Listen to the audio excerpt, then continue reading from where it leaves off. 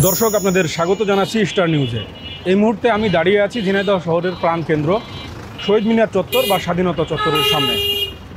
আমি আপনাদের একটু জানিয়ে রাখি যে এই শহরের এই জায়গাটি কেন এত ব্যস্ততম।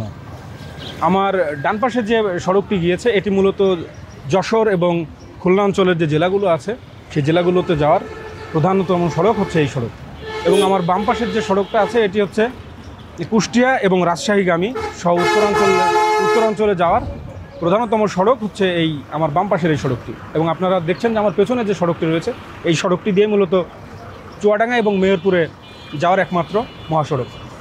তার মানে আপনারা বুঝতে পারছেন যে এই জায়গাটি ঝিনাইদহ শহরের অত্যন্ত ব্যস্ততম এবং গুরুত্বপূর্ণ একটি জায়গা। কিন্তু দুঃখের বিষয় যে এই গুরুত্বপূর্ণ একটি জায়গায় পথচারী পারাপারের যে ফুটপাত বা তাদের চলাফেরার যে ফুটপাত সেটি কিন্তু দখল হয়ে গিয়েছে। ফুটপাত দখল করে এখানে গড়ে উঠেছে বিভিন্ন ধরনের দোকানপাট। সরকারি কেশবচন্দ্র মহাবিদ্যালয়ের যে ছাত্রাবাস রয়েছে, বীরশ্রেষ্ঠ হামিদুর রহমান ছাত্রাবাস, সেই ছাত্রাবাসের প্রাচীর ঘেঁষে একেবারেই ফুটপাত দখল করে আপনার বিভিন্ন ধরনের ফলের দোকান, ফোন রিচার্জ, মোবাইল ফোনের রিচার্জের দোকান, এছাড়া রাজনৈতিক কার্যালয়ে আমরা একটি দেখেছি, অন্যান্য বিভিন্ন ধরনের দোকান এবং খাবারের দোকান সহ এখানে কিন্তু বেশ কয়েকটি দোকান গড়ে উঠেছে গত 4-5 মাসে। আমরা এখানে কথা বলেছি স্থানীয় পথচারীদের সাথে, শহরের বাসিন্দাদের সাথে। তারা বলেছেন যে এই ফুটপাত দখল হওয়ায় নিয়মিত তারা ভোগান্তির শিকার হচ্ছেন।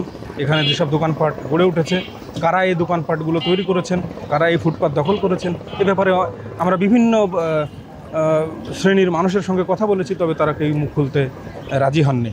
আমি আপনাদেরকে একটু জানিয়ে রাখি যে ঝিনাইদহ পৌরসভার কর্তৃপক্ষের সঙ্গে আমরা যোগাযোগ করেছি এবং তারা গণমাধ্যমকে জানিয়েছেন যে এই স্থাপনাগুলো কারা তৈরি করেছে, কারা ফুটপাত দখল করেছে এবং এই ফুটপাতের উপরে যে অবৈধ স্থাপনা তারা তৈরি করেছেন সেই বিষয়ে তারা খোঁজ খবর নিচ্ছেন, অনুসন্ধান করছেন এবং তারা যাচাই বাছাই শেষে এ বিষয়ে পদক্ষেপ নেবেন। কিন্তু কারা এই ফুটপাত দখল করে এখানে এই ধরনের দোকানপাট গড়ে তুলেছেন এ ব্যাপারে কেউই মুখ খুলতে রাজি হননি।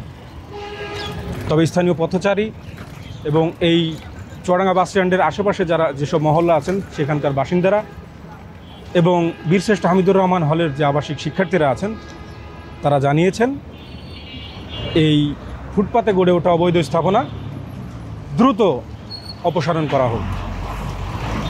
ঝিনাইদহ থেকে শাহজাহান নবীন, স্টার নিউজ।